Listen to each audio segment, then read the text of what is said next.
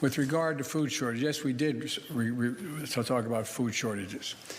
And it's going to be real. The price of these sanctions is not just imposed upon Russia. It's imposed upon an awful lot of countries as well, including European countries.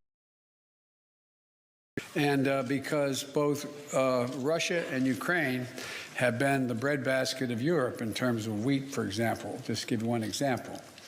But we had a long discussion in the G7 with both the United States, which has a significant, the third largest producer of wheat in the world, as well as Canada, which is also a major producer. And we both talked about how we could increase and disseminate more rapidly food shortages. And in addition to that, we talked about urging all the European countries and everyone else to end trade restrictions on sending limitations on sending food abroad. And so we are in the process of working out with our European friends what it would take to help alleviate the concerns relative to food shortages. Well, good morning, everybody. Morning. It's the 1st of July, 2022, and there is the President of the United States telling us food shortages are coming. We have Dr. Mercola with us, so exciting, and my co-host, Sarah from Tea Time. Dr. Mercola, welcome. First of all, America is a huge place. We have a lot of land, we have a lot of cattle, we have a lot of everything. What on earth is he talking about? Please explain. Well, it's part of the plan. People watching this, I'm sure, recall Event 201, which was held in October of 2019, just literally weeks before the COVID-19 pandemic was launched upon us. So these global cabals have a tendency to broadcast what they're going to do. They don't hide it. They actually let us know in advance. And it's no difference with the food shortage. The Rockefeller Foundation issued a document shortly after Event 201. And the Rockefeller Foundation, by the way, was part of the sponsor of Event 201, along with the Bill and Melinda Gates Foundation and the World Economic Forum, the leaders, some of the leaders in the global cabal. So the Rockefeller Foundation 2 years ago, shortly after Event 201, gave us a document called Reset the Table, which predicted the food shortages. This is not if. Are these food shortages going to happen? It's not when or if, it's when is the issue, when, because it's in their plan. So it's all part of the process. And you can see it, this whole system collapsing before our very eyes. We've got supply chain shortages, of which the food is just a subset of that, because there's other elements than food that are going to be integrated into this collapse. And we've got potential cyber warfare issues going on. We obviously got the Ukraine-Russian conflict, which could escalate into further wars going, which is not going to help at all. Financial collapse. We may enter into a financial collapse that makes the Great Depression look like a party. So, but I think that what I want to focus on today are the food shortages. But it's going to be, the variables that contribute to that are pretty enormous. One is that, in addition to the items I just mentioned, there could be large numbers of people dying. I'm not sure if you're aware, but most people may not even be aware, but Zev Zelenko died yesterday. He passed away from complications of a pulmonary artery sarcoma, which he's had for a while. He was a great warrior in this, but he was one of the people who was predicting pretty serious loss of life as a result of his COVID jabs. He actually called them the kill shots. Fortunately, he didn't get any of the shots, but he fell into the trap of conventional medicine, and essentially, when he had this cancer diagnosis, he believed that conventional medicine could be help him in this, and he went through 3 rounds of chemo before he contacted me to seek alternative helps, and by then it was a little bit too late, but it probably extended his life for a bit. But anyway, the other thing, he and many others have been promoting not promoting, but announcing that they're going to have lots of people dying. I was listening to David Martin this morning on one of his podcasts, and he was predicting the United States alone, somewhere between 70 and 100 million people dying. Again, this is not his predictions. This is the predictions that were laid out by the World Health or World Economic Forum, like in 2011. So they're looking for 700 million person reduction. So dying from the shot, or dying from famine, or just dying? Just dying in general. So a good percentage of the people will die from the shots, of course. It's actually not. It's a shot, but it's more accurately a bioweapon. It's exactly what it is. So even now, though, even now, if I go out to get my normal organic meat, can't find it. It's not here. We're in Austin, Texas, and it's really hard to find good, proper organic meat right now. It is. And I'm going to give you some very simple, practical components. I just want to lay the foundation before we go ahead. Sorry. Details, because that's really important. So there's a lot of profoundly serious tragedies that are occurring right before our eyes, and have been, and will continue. And I'm convinced that these tragedies are going to get worse, much, much worse. You haven't seen anything yet, is what I believe. So I don't want to be Debbie Downer in this, but because there is a light at the end of the tunnel. You know what that light is? What do you think that light is? It's got to be either us being in community or finding ways to dismantle their plan. You are a sharp cookie, Sarah. Yeah, it is us. We are the light, especially in community. You're 100% right. The world has been enveloped in this massive darkness, and they need our light. We have to be the light to the world. It's absolutely essential. It's imperative. And, there's an element of forgiveness that needs to be thrown in here, because these people have committed some of the most reprehensible crimes against humanity ever in the history of the world. So there's a level of forgiveness that is going to be required. So that all needs to be integrated into these plans. So I'm going to review some specific strategic things that you can implement to prepare yourself for this. Just to give you a history of myself, I grew up in the inner city of Chicago, and pretty far remote from nature. So one of the biggest joys of my childhood was joining the Boy Scouts.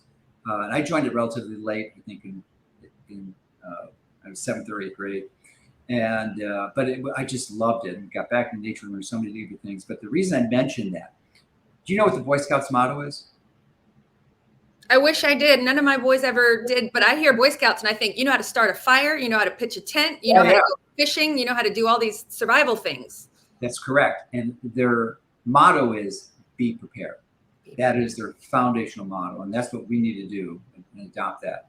So it's and survival skill sets, there's no question, because we're going into that phase of life where that's going to be a necessity. And I'm not new to prepping. I have been in tech for a long time and believed 22 years ago or 23 years ago that this Y2K software issue was going to be a real big deal. So that's when I started my prepping process, and started getting weapons trainings and growing gardens and growing food in gardens, and essentially being prepared.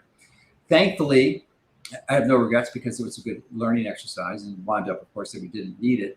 But it's like fire insurance. If you're doing something and you don't need it, well, that you're not annoyed or angry that your house didn't burn down, right? You couldn't use your insurance. No, it's just you're prepared because it's a wise thing to do. So let me go over some basic percentage. Let's see now. Okay. Well, here's a real important principle. it's really easy to become afraid and desperate in these times that food isn't available because we need food to live. But more important than food is water. We need water. So that's your highest priority because you won't be lasting very long without water. So you need to figure out some strategy to have hundreds, thousands of gallons of water available to you and your family. So one way that you can do that, because you can't assume the water system is going to be up and running. It may be, it probably will be, but it could just as easily be the target of a cyber warfare system, or there's going to be a national blackout grid. The grid goes down, and obviously to supply water to your home, they have to have these generators to provide the pressure to deliver it. So if they don't have electricity, obviously it's equally obvious they have backup generators, but those typically rely on diesel, and that fuel can run out after a while. So have access to your water. One simple way to do it is, if you aren't renting and have access to your own house, is you can invest in a cistern or giant collection container. They're typically black, and you could hook it up to your rain gutter system and drain the water off your roof into the cistern. And they come, you can get them several thousand to 10,000, 15,000 gallons of water. And not only would it serve as a backup water supply for you, but you could also use it to water your garden, because it's going to be typically a lot easier and less expensive than using municipal water. So that's one strategy. And I would definitely, and there's probably others, but that's probably the simplest and easiest thing. And these cisterns aren't terribly expensive. If you're not very handy, of course, you have to hire someone to hook it up to your rain gutter system. But that's relatively easy to do. You might even need a few of them. So, with respect to having a food supply, do you know that your body already has a food supply on board? You know what it's called? As fat storage? Yeah. Storage, 100%. Almost everyone watching this, or the vast majority, certainly not everyone. If you're underweight, you don't qualify, because underweight people should not be fasting. But upwards of 70%, maybe as much as 80% of the country is overweight, and 43% are obese, morbidly obese. That number is running up to 50%, 1 in every 2 people by the end of this decade. So these individuals have months, and in some case, maybe a year or more of fat supply. They don't have to eat anything for months, and they'll be fine. And actually, their health will dramatically improve. So that shouldn't be your ultimate backup, but it's important to know that if you could easily, almost everyone, even underweight people, could easily go without food for a week or two. And most people, especially overweight, could be several months, and they would be fine. It's not going to be easy initially, but it does become easier as the length of the fast progresses. Typically, after 2 days, the hunger goes down. And I've done multiple 1-week fasts before. I don't do it anymore because I'm not convinced it's healthy for people who already are at their ideal body weight. But if I had to, I could, and it wouldn't be difficult. So that's important to know, that if you, for whatever reason, you just can't have access to food for days or weeks, it's probably going to be okay. And more than likely, especially if you're carrying extra weight around, you're going to be healthier for that intervention. So here's another surprising component. And I haven't really heard anyone discuss this before. But the issue, obviously, at some point you're going to need food. You can't starve yourself forever, go fasting forever, because you'll die. You will. And that certainly has killed and continues to this day to kill many people in the world.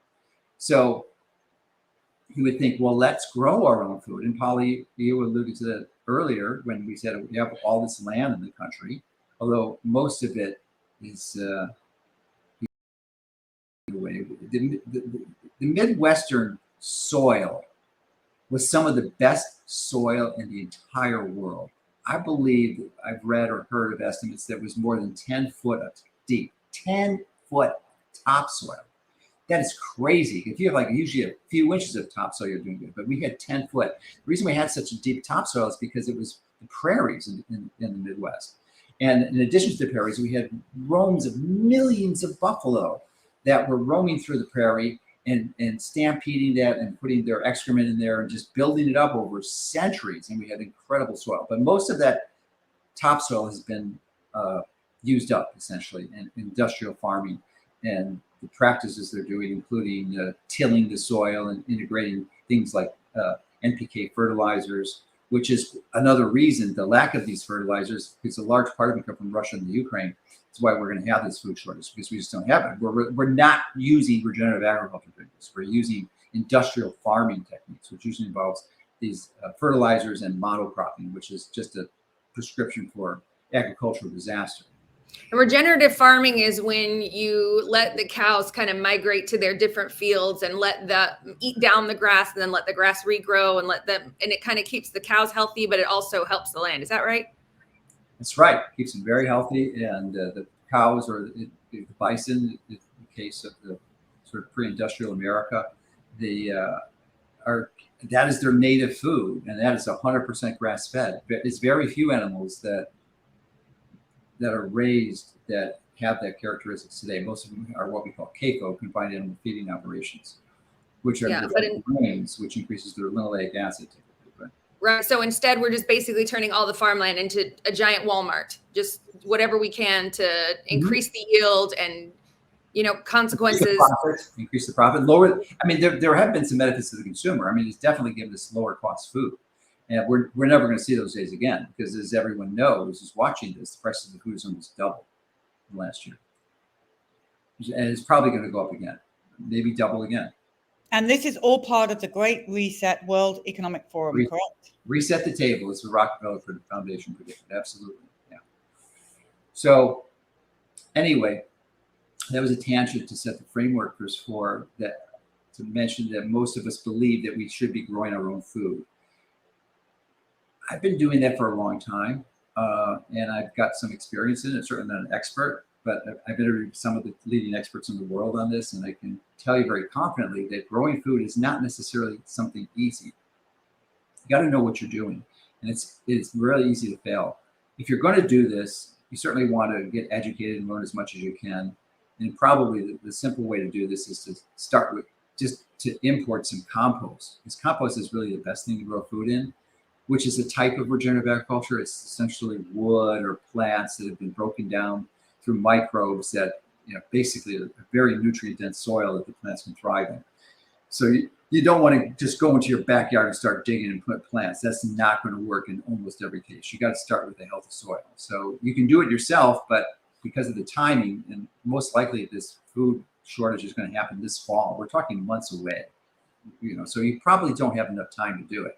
So I'm not being Debbie Downer again and saying just don't do it, but be strategic about it. Most people, I know in World War II we had victory gardens, and supposedly 30, 40, maybe even 50% of the produce was produced in these backyard gardens. That was a different time. And many of those people in World War II victory gardens had parents or relatives that were still farmers. Most of the farmers have disappeared. They've been bought out by big, large corporations. So it's a different time for sure. So they don't have the experience to generate that. But even if they did, it's still going to be a problem. So what do you do? What is the strategy? What is the play? The play, I believe, is become very strategic. So almost everyone watching this has a skill set. So what you want to do is identify the pros, the people who really do know how to grow food, which are typically farmers, right? So almost everyone has access to farmers markets. And I would suggest that you go to farmers market, find some of the farmers that you can feel comfortable with and maybe have a relationship with them, and then visit them at their farm to make sure they indeed are a true farmer. Because a lot of these farmers at farmers markets selling their produce are frauds. By that, I mean, they're not growing the food. All they're doing is taking their truck and getting a shipment, just like the grocery stores do, and they sell it at these farmers markets. And basically, they're not growing the food. You want to make a connection with someone that's growing their food, which is why their own food, which is why you go to their farm and maybe volunteer and connect with them. So, especially if they are providing a large amount of crops. So you're their friend, and that when push comes to shove and these eventual food shortages are going to appear, they're going to have a list of who gets the produce, and you could be on that list. So, you can help them out. You can share your skill set with them, whatever it is. But essentially, it's just this is developing your network and your community. It's what you need. So that would be my suggestion for the produce. Now, there are very, very few people watching this who are going to be raising their own livestock. Some people can.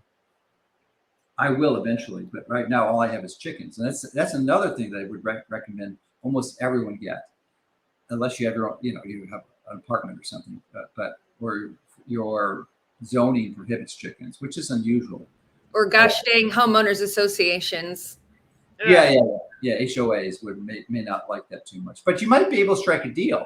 You'd be surprised. Times are changing. And we have food shortages. That homeowners association can be pretty happy to have chickens around laying eggs. But I have 17 chickens, and I get about 16 eggs a day.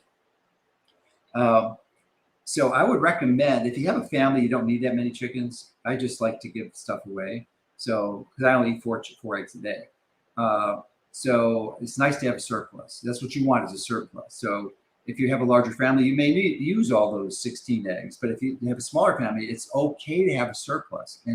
And that is an unbelievable bargaining tool that you have to trade with others for food. I mean, you have some of the healthiest foods you can get, the eggs now, and you can trade it for things that you may not have realized that you are in need of or just unable to obtain. Because I hate to be a skeptic, but I feel like it's also worth saying that if you're going to have that in a neighborhood type setting, you also have to be prepared to protect it. I mean, if the food shortages are real, right, and someone knows you have those things, unfortunately, that's just part of the reality. Yeah, of course.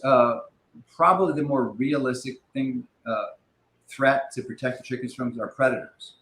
So there's owls, there's hawks, there's wolves. So you've got to be careful. I just want to say, I spoke to a farmer at the farmer's market. So it's the first thing I say. And I'm good friends with him. And he said, everybody here at this farmer's market will not be telling you the truth if they say that they're organic like we used to be with animals, this is, with the meat. We can't afford to buy the feed. Number one. And the second thing I want to say is another farmer said, it's not people that you need to be afraid of. People are not going to be able to afford to feed their dogs. There's going to be so many wild, crazy dogs out there that will sniff out your chickens, potentially to attack you. So that was something I hadn't even thought about, the people not being able to feed their pet and these wild, crazy dogs. Yeah, well, you could have a dog to protect your animals too. I mean, a lot of people have pets. So there are guard dogs for sure that would clearly defend a flock. I don't think that would work well, but roosters are pretty good at doing that too. The problem with the rooster, of course, is they crow at sunrise. So most neighbors are not going to like that at all. So I don't advise typically a rooster. And they can be pretty vicious too, and they can attack you and wound you real easily. But they protect their flock. Anyway. They also fight between each other. You don't want too many roosters. You only want one, unless you have a huge flock. Yeah, for sure. More than one is unnecessary. And ducks are good to have, by the way. We have ducks, and a duck egg is more nutritional for you, or whatever it is, than a chicken egg, apparently.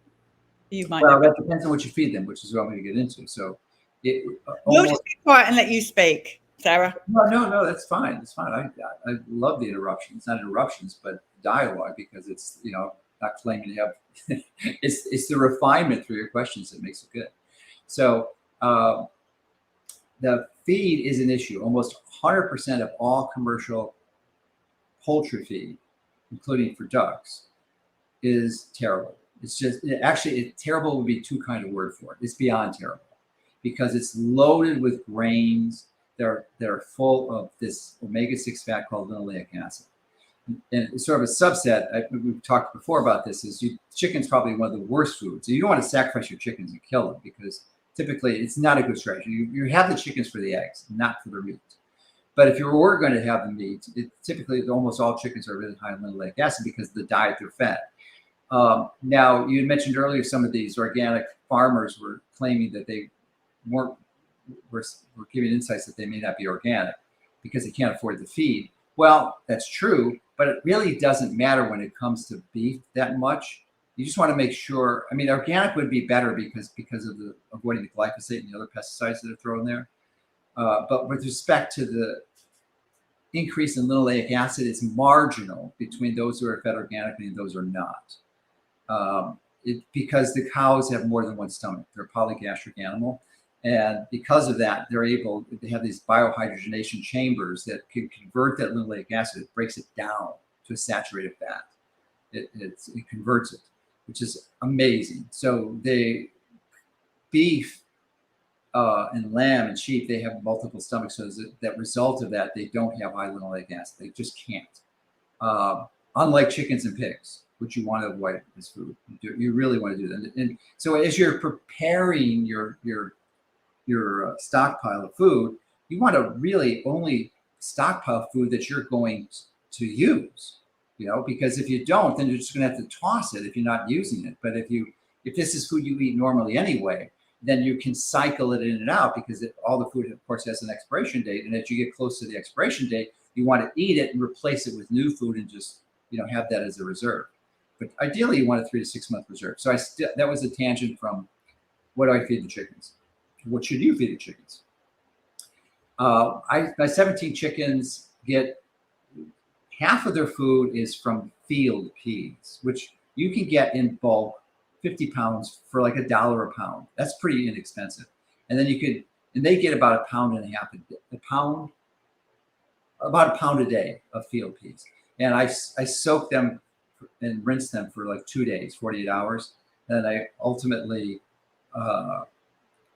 cook them in an Instapot. So it works out really well because they digest the peas much better if they're cooked. And in the Instapot, I put a cup of basmati white rice, which is a healthy rice for the carbohydrates. And that's a big portion of the calories. But then I also add some barley, maybe a cup of barley to that mix. And that's about 95% of the tallow. Oh, and in the Instapot, I put 2 ounces of beef tallow. So this is and then there's some minerals that I add, some poultry minerals and calcium, because they need the calcium for the shells. But that is a prescription that I learned from Ashley Armstrong, who has a farm called Angel Acres, I believe, in Wisconsin. And she's had her eggs tested, and they're 75% lower in linoleic acid than every organic egg.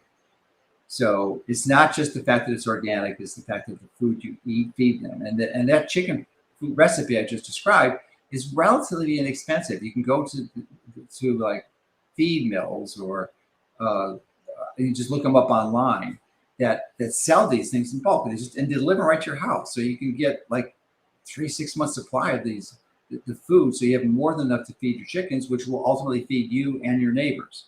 So it's a really powerful strategy. And especially if you raise them from scratch. You know how much a chicken costs when you buy them a day old or 2 days old? Big guess. How expensive is that chicken? They're pretty inexpensive, aren't they? Because they don't produce eggs straight away. If you're buying them older, about $4 for a baby chick. It's $1 about a chick. about $1. About $1, yeah. So you want to get them young like that, because you want to feed them the right food. Because if you buy them, it takes them about 6 months to grow to the point where they're laying eggs. Yeah, obviously you only want females. You don't want roosters. But yeah, most people selling chicks would know that. So can I ask a tangent question as we're talking about feeds and farms and things? I've also heard you talk about herbs. How important, I mean, if I don't have to start from a seed, I can go to my local grocery store right now, but there are many herbs that are good for antibacterial and antivirals. What are the top ones that you would suggest to have for this if we're going to start growing small? I'm not huge, and maybe I'm not saying I'm right. I'm just not a huge believer in herbs. I mean, they're fine as a condiment if you want to flavor your food in some way. Or, I mean, an easy one that's perennial and an ornamental almost is rosemary. But garlic works, and not garlic.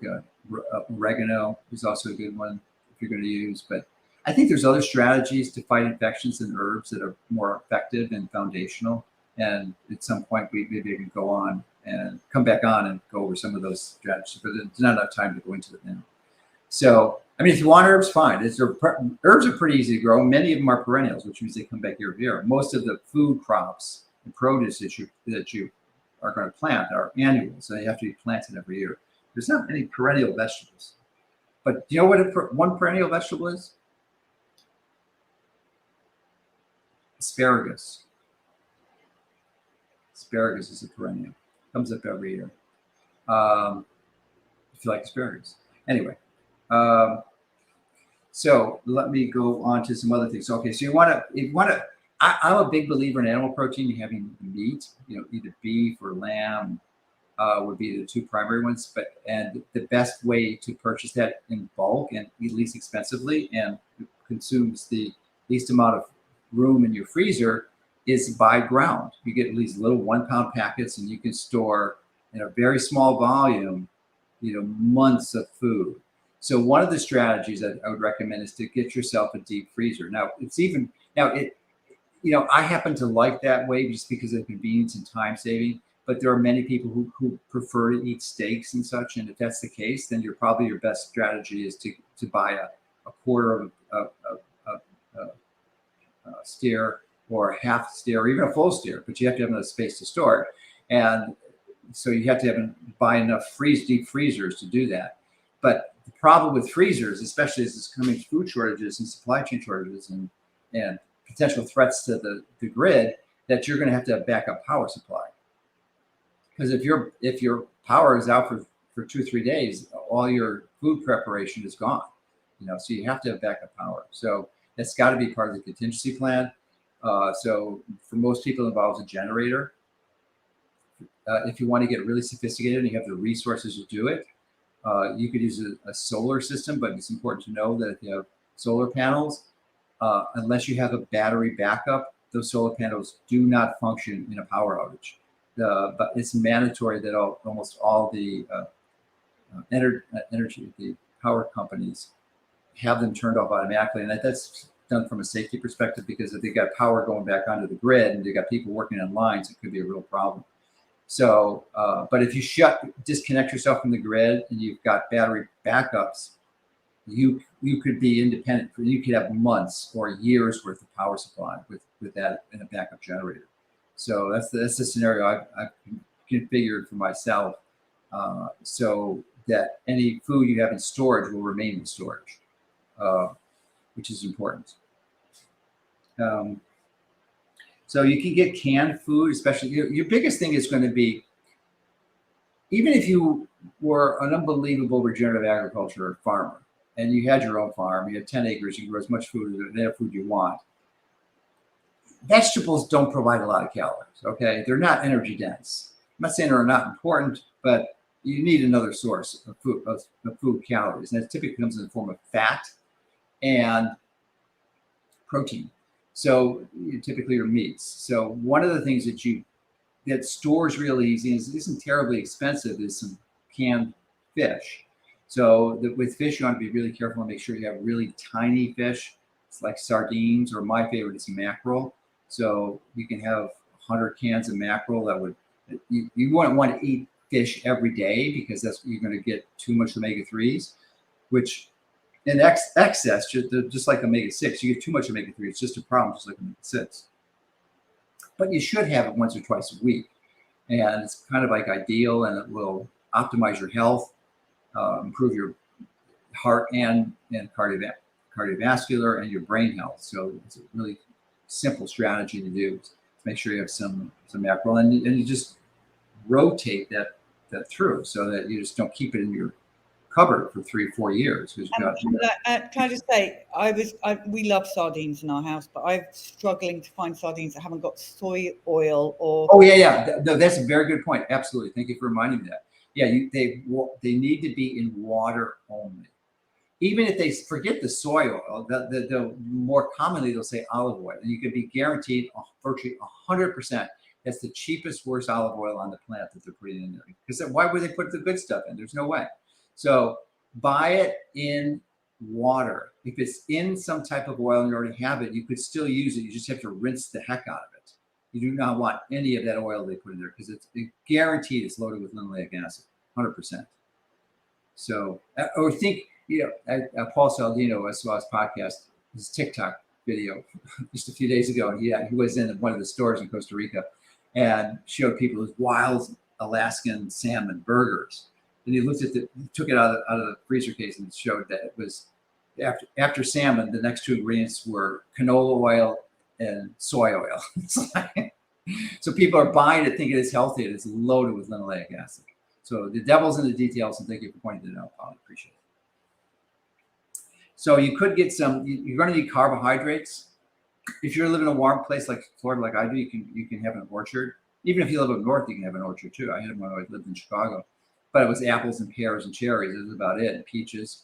You can't do that. You can do peaches in Florida, but that's about it. The cherries are a little different. They're actually much healthier cherries. They come from a tree species named as Barbados, which produces acerola cherries, and each cherry has like 80 milligrams of vitamin C, which is, of any fruit that you could eat, probably one of the healthiest fruits you can eat, because we all need vitamin C. Our bodies, as humans, we don't generate vitamin C, but most people confuse vitamin C with ascorbic acid.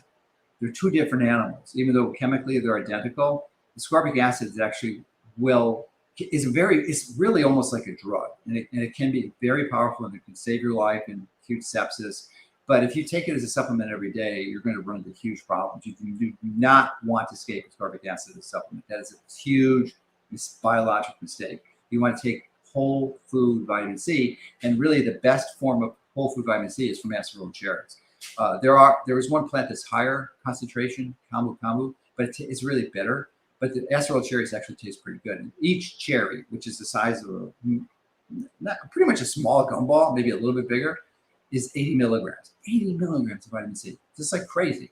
I mean, you actually you have to be careful you don't too many, because you'll overdose and have really loose stools. Because if you take too much vitamin C, one of the side effects is laxity. But anyway, that's a really good fruit to have. But you can have other fruit, because fruit's a good source of calories. If for what reasons you need an emergency, I think basmati white rice is a really good form of carbohydrates. Unlike most other grains, there's virtually no fat in the rice, so you're not going to have a linoleic acid issue, and there's no other plant toxin. It's pretty clean. I would not have brown rice at all. That isn't as clean as what the white rice, and I would recommend having lots of it regularly. It's not really a great idea, but you could live on it in an emergency.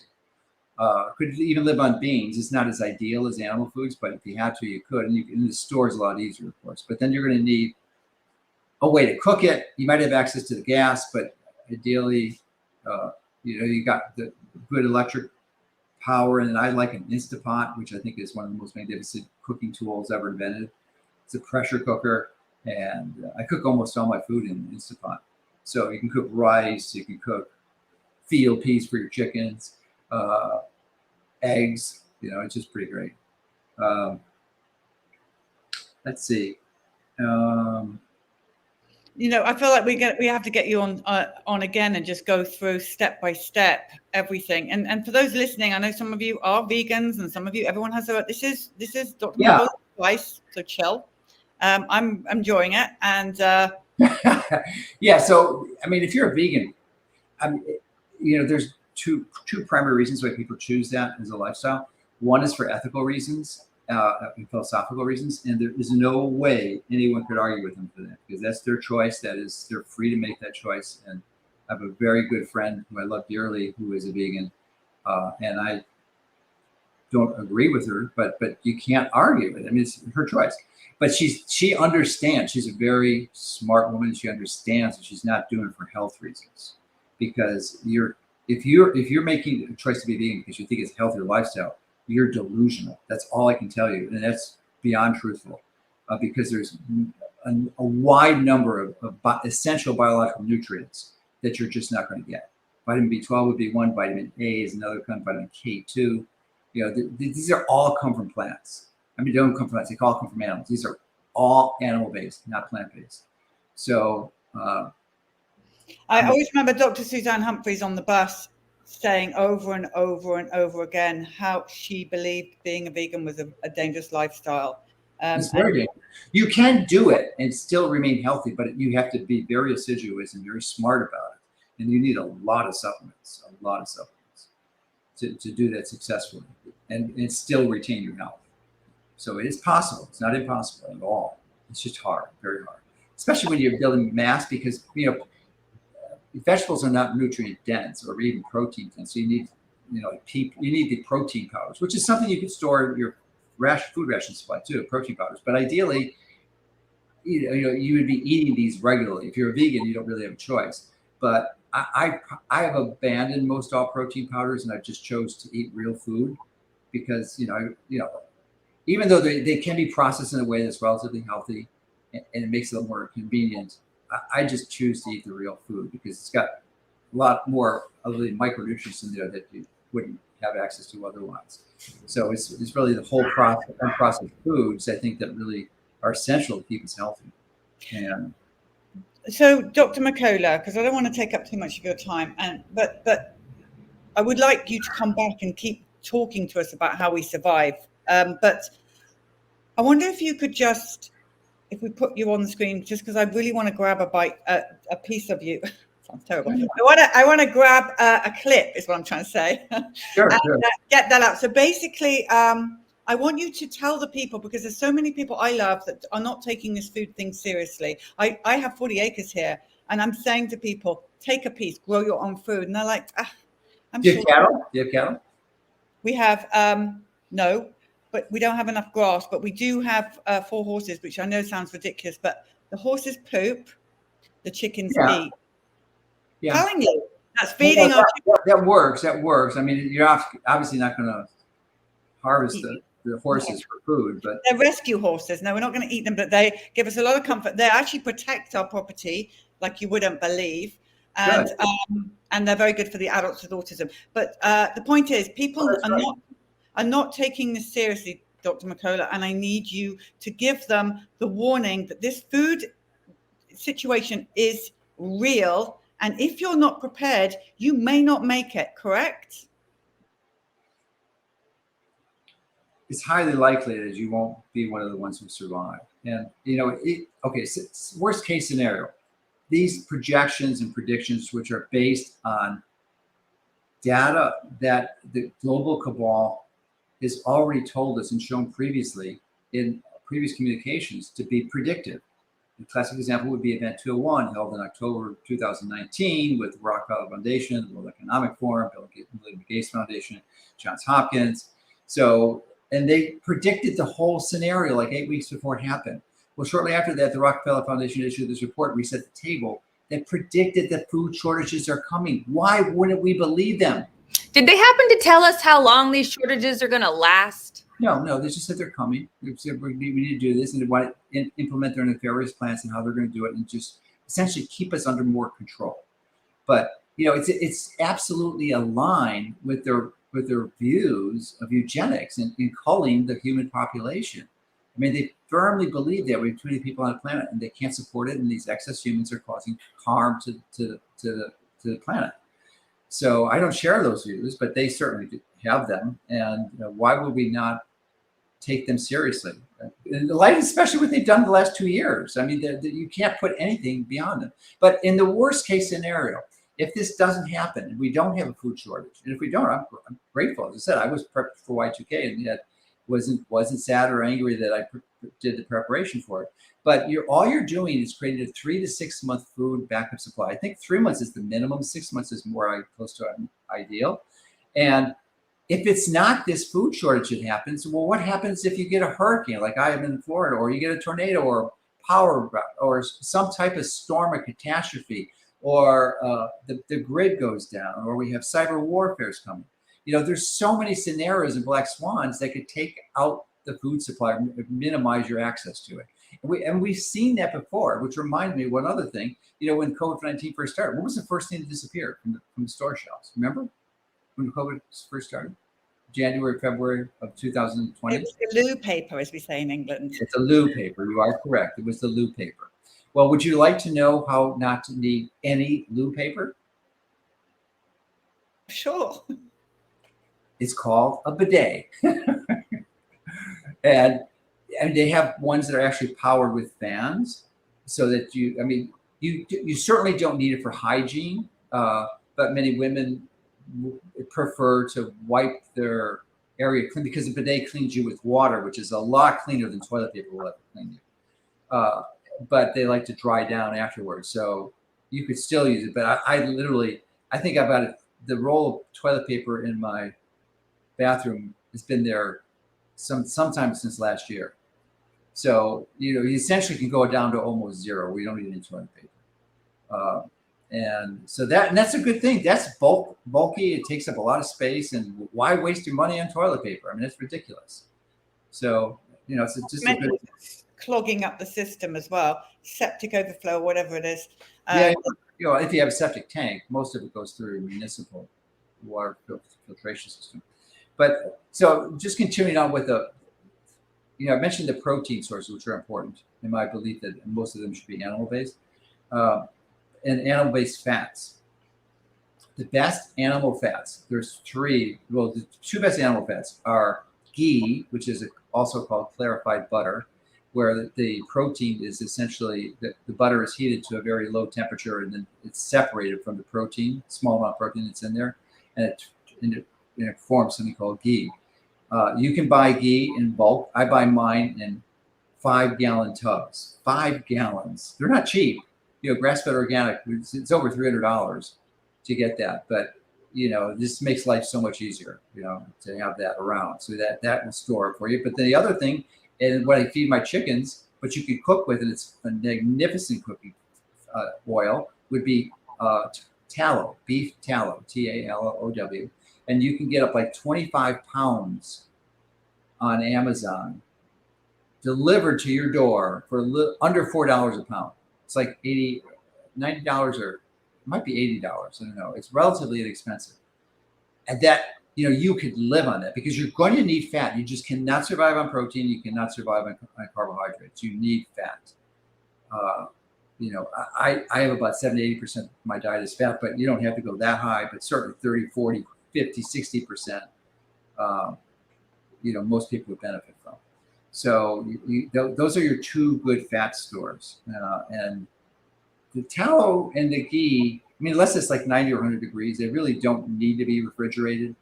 They're pretty stable at room temperature, which is nice. But, if you could put them in the freezer if you had the room. I think those are all the big points. So the other thing would be organ powders, because it's not just protein. You can't just live on steak. Ideally, we're designed to eat the tail, nose to tail, carnivore from animals. And the big thing that's missing from the muscle meats is the connective tissue and the organs. So connective tissue can be solved by eating things like collagen or taking collagen supplements. We've got some really good ones too, multiple from different sources like fish, poultry, and beef. And then beef, you can take organ complex powders too, like liver and heart, kidney, pancreas, spleen, thymus. These are all pretty powerful nutrients that have micronutrients in there that just aren't available in other places. And one of the big ones is going to be vitamin A and copper, which tends to be really high in beef liver. So these are things you want to integrate into your supply, because the issue is not just surviving. Ideally, in alchemy, you want to thrive through any catastrophe. You want to thrive. You want to be the leader. Remember, you are the light to the world. The world needs you. It's going to be in such desperate conditions that you have to be healthy and not just surviving. If you're surviving, it's not you fail. You need to thrive. And it's relatively easy to do if you take the time to be prepared. And remember, one of the other things that you don't have to store is unless you live way up north, is vitamin D supplements. Because you have access to the sun. And now, if you're way up north in the middle of winter, you're certainly not going to make vitamin D. But that's one of the things you want to consider. You may use this whole opportunity of what's happened in the last 2 years to wake up and recognize that you as a human were never designed to live that far north. Now, so that me moving south, like Florida is pretty darn good. It's like 20 degrees latitude and it's sunny most of the year and you get vitamin D most of the year. And it all happens to be a politically free state, where your freedoms aren't abrogated and removed. So personal freedom. So that's something that's seriously considered. And if you're unable to move to a warm state, then at least get the hell out of a big urban area. Yes, you can survive in a big city, but it's going to be exponentially more difficult. And, the people, because virtually no one is going to be preparing like you are. You're going to be the anomaly. Yes, there'll be others, but they're going to be few and far between. You're going to be the exception. And if you're the only one out of hundreds of thousands of people around you, can you imagine the catastrophe that would be? They find out that you're the only one to prepare. You want to be relatively isolated, remote, like Polly is in rural Austin. I mean, not all of us can do that, or are sort of meant to do that, or have the capacity to. But I would seriously think about it and consider doing that, and in conjunction with finding a community, a network of people, because you're not going to survive alone. You need a community. You need to be networked in with like-minded people who have other skill sets that you don't possess, that you can collaborate together and work to create something that can fill each of your needs. All right, hang on 1 second. Riley, come on the screen right now. Going to do her wrap up. Are you listening to Dr. Mercola? Get out of Jersey and get your butt down here to Texas. Thank you. I'm a little bit precious. I would say Florida is better. Well, yeah, but it's warmer, and the ocean is just something. It's magical. It's magical. I mean, I would never live in a place where I wasn't close to the ocean. Well, I need Riley here with me to help me do this job. That's me being selfish. We're making a studio. So did you hear what he said, Riley? I'm still shocked about he said it's upcoming this fall. That is scary to me. Yeah. Well, everything points toward it. I mean, especially the Ukraine war. I mean, we've got a lot, and we have a lot of food processing plants that just got blown up or disappeared or burnt down. And that it's like 300% higher than the normal rate. So it's part of their whole plan. This is engineered. It's worldwide engineers, but I don't buy the Russia-Ukraine nonsense as far as I'm concerned. We are a big country. Even England, you can get each country needs to stand on its own. It contributes to the supply chain shortage. That's what, especially the fertilizer from those kind of countries. Oh, and I get it, but we need to get back to survival. We need to get. But we're not there yet. We're not there. I mean, ideally, we don't want to do industrial agriculture. We want to do regenerative agriculture. And that's a big transition. And it's not going to happen because of all the large corporate farmers out there. So how unsafe? I'm not going to dive. I think you said on the last show that you were on that you're not staying in America. You did say that. So I know this. I have a backup plan. You have a backup plan. Do we all need a backup plan? Not necessarily. No, I don't believe so. I mean, if you really want to take it to the extreme, it would be wise to consider. But I feel I need to stay safe, not just myself personally, but because I'm coming back and I'm going to help rebuild the country after it collapses. So I've taken that leadership role. Well, look, will you come back on and continue this conversation? Because there's absolutely. Yeah, there's a lot of other things. I didn't dive deep into linoleic acid and really go into the information you need to know about sun exposure that is so critical. You just can't imagine how important being in the sun every day from 12 to 2, if you're in daylight savings time, is for about an hour, but without getting burnt. And the reason you get burned is because you have too much linoleic acid. So once you start lowering it, you won't get burned. But that not only optimizes your vitamin D level, but optimizes something that's far more important, which is your subcellular melatonin, which is one of the most important antioxidant hormones in the body. It's been around for billions of years. Plants have it. It's just crucial to minimize oxidative stress in your body. So, and the best way to get that is by putting yourself in the sun, because 40% of the sun is near infrared rays, and you need that. It is vital, absolutely vital to your health. And it's such a simple thing.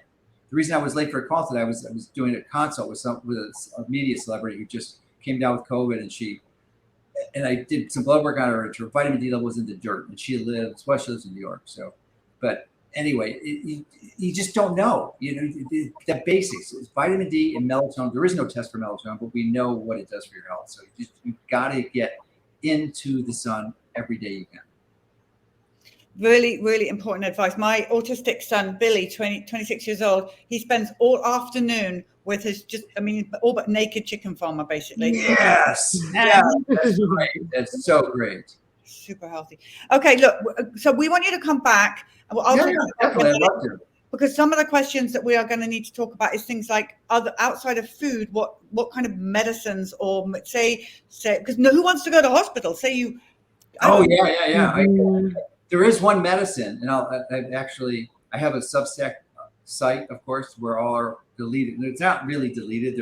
All our articles after 48 hours are shifted to there.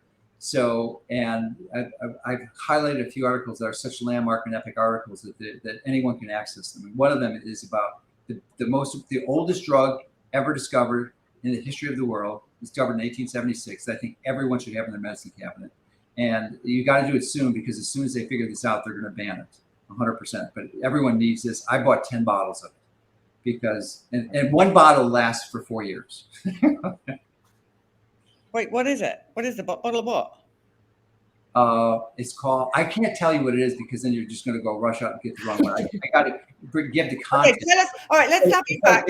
A bottle is like $15, $17. It's really expensive. Okay, look, here's the thing. Let's prepare for another episode, because we're way over time.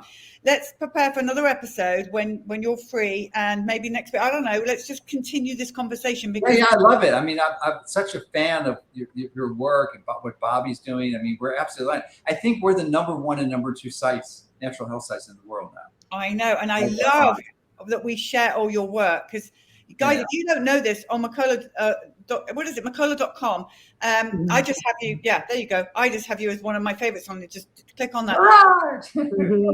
You have to be fast but you need to subscribe. You don't have to pay. You just put your email and stuff in. Free. Yeah, we give the articles for 48 hours, and then they get transferred to Substack. So they do they? I wonder where they go. All right, that's they go to Substack. They don't disappear. They just go to Substack. So all the articles are on Substack. But it's behind a paywall, so that we get the legal protection from what the global cabal wants to do to us. So we had to do that. That was the only workaround. So it's to keep me around, because we're still breaking their content. Nothing's changed. We have to use this structure to protect us.